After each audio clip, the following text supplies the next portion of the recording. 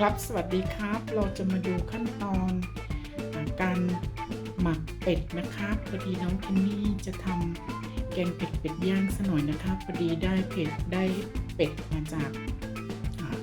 ซูเปอร์มาร์เก็ตนะครับพอดีช่วงนี้มีเป็ดออกมาขายนะครับน้องเคนนี่เลยอยากทานแกงเผ็ดเป็ดย่างดูนะครับเลยจะมาทำวิธีการหมักเป็ดกันนะครับเราไปดูส่วนผสมกันเลยนะครับว่ามีอะไรบ้างง่ายๆนะครับตามสไตล์ของคนที่อาศัยอยู่ต่างประเทศนะครับเราอาจจะไม่มีเครื่องสมุนไพรครบเครื่องแต่เราก็สามารถดัดแปลงได้นะครับเพื่อนๆเราไปดูส่วนแรกนะครับจะมีเนื้อเป็ด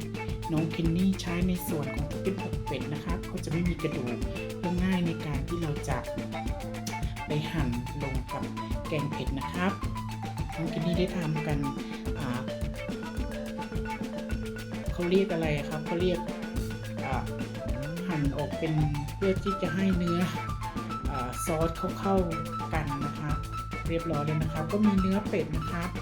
ในส่วนเครื่องปรุงก็จะมีพริกไทยนะครับน้องที่นี่จะใส่พริกป่นน้ำตาลทราย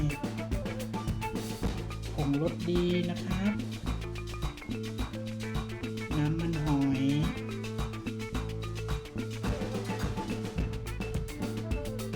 ซีอิ๊วขาวนะคะผักที่น้องเคนนี่จะใส่ลงไปนะคะก็จะมีผักชีนะคะที่น้องเคนนี่ปลูกคือเราใส่ลงไปเพื่อให้ได้กลิ่นหอมไม่ให้ได้รับการคาวของเป็ดนะครับใบตะไคร้นะครับถ้าอยู่ต่างประเทศถ้าเรามีต้นตะไคร้เราไม่จำเป็นจะต้องใช้ต้นนะครับเราใช้ใบตะไคร้ก็ได้กลิ่นหอมแล้วนะครับเพื่อนๆหอมหัวใหญ่นะครับเกรซออนกระเทียมเราจะใส่ไปไม่เยอะนะครับเราจะใส่นิดหน่อยนี่ก็คือชามที่น้องเคนนี่จะลงไปหมักนะครับเมื่อเราไปหมักเป็ดแล้วเราไปดูขั้นตอนการหมักเป็ดเลยนะครับเดี๋ยวเราจะใช้เวลาในการหมักเป็ดประมาณครึ่งชั่วโมงหรือ45นาทีนะครับเพื่อให้เข้าเนื้อเพื่อให้ส่วนผสมต่างๆเข้าเนื้อแล้วหลังจากนั้นเราจะนำเป็ด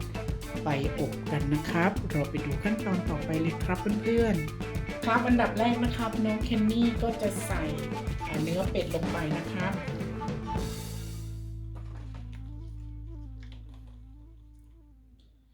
หลังจากนั้นนะครับเราจะใส่น้ำมันหอยลงไปนะคะเพื่อนๆใส่น้ำมันหอยลงไปเลย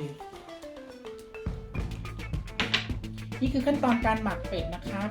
แล้วหลังจากนั้นเราจะใส่ซีอิ๊วขาวลงไปนะครับโรยหลังจากนั้นเราจะใส่เครื่องปรุงทุกอย่างนะครับลงไปเลยนะครับโรยให้เข้ากันแล้วถึงน้ำตาลทรายใส่ผักกระเทียมนะครับผักชีใบตะไคร้นะคะแล้วก็ต้นหอมนะคะ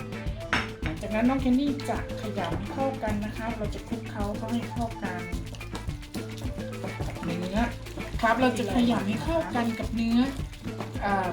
ซอสที่เราหมักนะครับเราจะขยำไปให้สักพักนะคะเพื่อที่จะให้ตัวนี้เป็ดเข้ากันนะคะ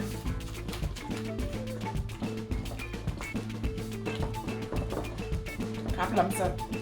ขยำไปได้สักพักนะครับ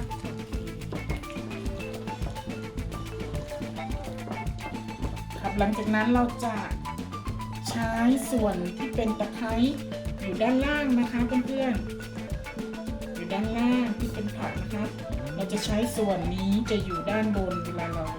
เอาเข้าอบนะครับเราจะใช้ส่วนหนังของมันนะครับจะอยู่ด้านบนเวลาเราเข้าเตาอบนะครับผักจะอยู่ด้านล่างเพื่อที่จะไม่เข้าไหม้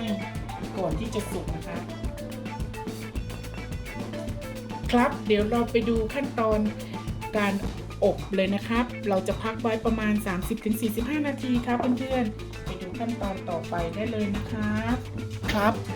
เป็ดที่น้องเคนนี่ได้หมักไว้นะครับได้ถึงเวลา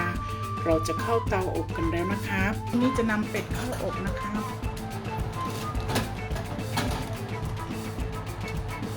ครับเราอบเลยนะครับใช้เวลาประมาณ35นาทีถึง45นาทีนะครับเดี๋ยวเรามาคอยเช็คกันนะครับว่า แล้วเป็ดก็จะเป็นยังไงบ้างนะครับครับติดตามขั้นตอนต่อไปเลยครับ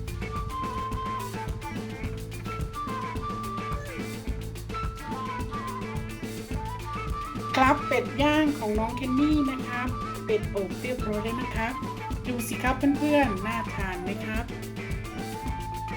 ครับเมนูนี้ปกติเราสามารถทานได้เลยนะครับแต่วันนี้น้องเคนนี่จะทำเป็นแกงเผ็ดเป็ดย่างนะครับเราไปดูขั้นตอนต่อไปเลยครับ